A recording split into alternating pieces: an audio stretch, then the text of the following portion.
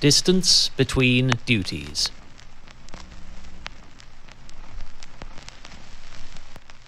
Numbers are the square root of all evil. Words cause permanent damage, sticks and stones will break one's bones, and silence is only golden until it roars louder than reason, or drowns out common sense.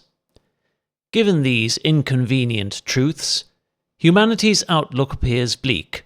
and Mystic Met's provocative red alerts of an imminent whiteout that is set to wreak havoc upon Britain's transport infrastructure and murder at least half our country's heat-deprived population long before any enchanted kids can build their belated Christmas snowman, scarcely renders a rosier picture.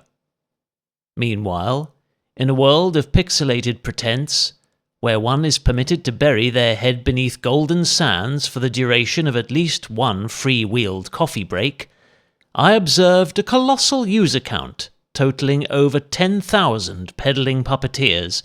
moments after materialising at my preferred spawn point upon Watopia's principal start-finish straight. But miraculously, no hint of a clipped elbow, grazed half-wheel, scuffed handlebar, or even mildly bruised ego amongst the large proportion of avatars I happened to rub friendly shoulders with en route to another tolerably tiresome innings of 60 strictly surge-protected kilometres.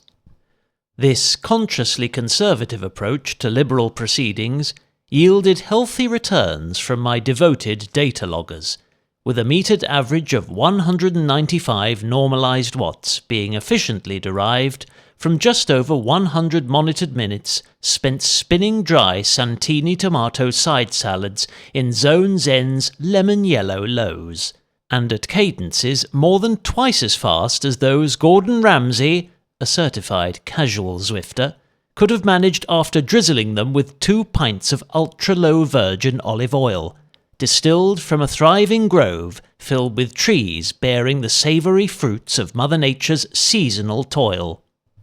I'm not sure what warped purpose that obscure literary tangent served, though it sure beats Strava's metric-munching fitness fetishists harnessing their machine-learned logic to inform me that I mashed out one snail-twitch sprint that generated enough power to lightly toast 2 slim slices of wholemeal bread in a Breville sandwich maker. Assuming the same hypothetical catalysts of pedal-driven dynamos and flawlessly efficient kinetic to electric energy conversion still applied.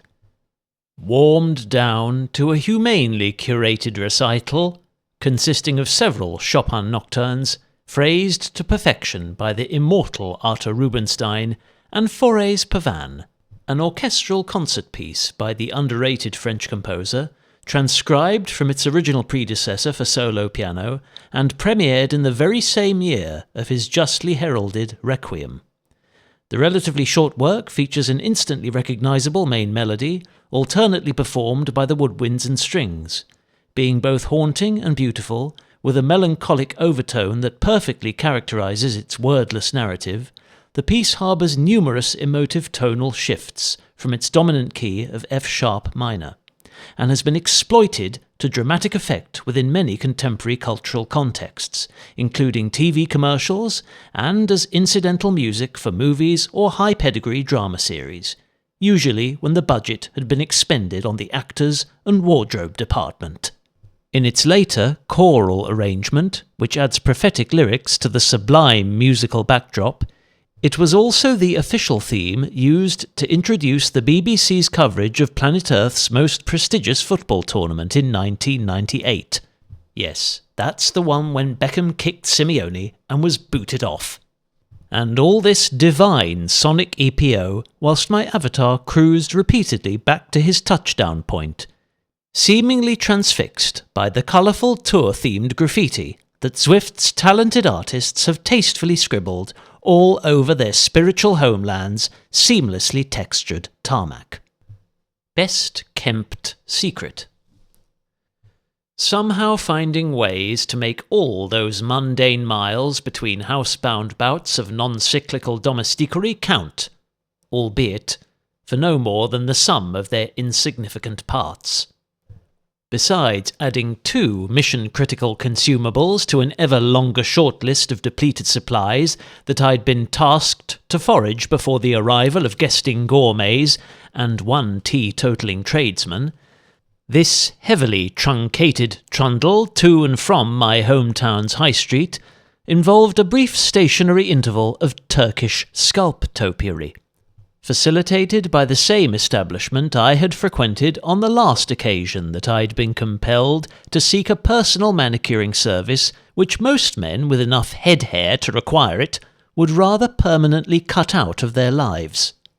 Meanwhile, others stricken with what a gender non-binary health and beauty industry profitably brands male pattern baldness would give their right eyebrow to not spend an arm and leg on yet another revolutionary treatment that has evolved from humanity's vanity-founded insecurities. Today's clinical trim and spin operation was completed at an impressive average pace of 77.4 snips per minute, a shade slower than last autumn's delayed shearing, but with a few inevitable extra seconds spent cultivating overgrown eyebrows and sideburns, a task I'd usually carry out myself as part of a more frequent face-scaping procedure, accomplished with a handheld skin mower, powered by 1 small DC motor that utilises a regulated 15-volt 0.36 amp output from its rechargeable battery to supply 6 watts to its 3 rotary blades, which spin at a little over 6,000 RPM, and leave surfaces far smoother than those I pedalled back home across, feeling a game-changing 30 grams lighter, but with a bone-chilling northwesterly breeze nipping every loose hair off the back of my exposed neck.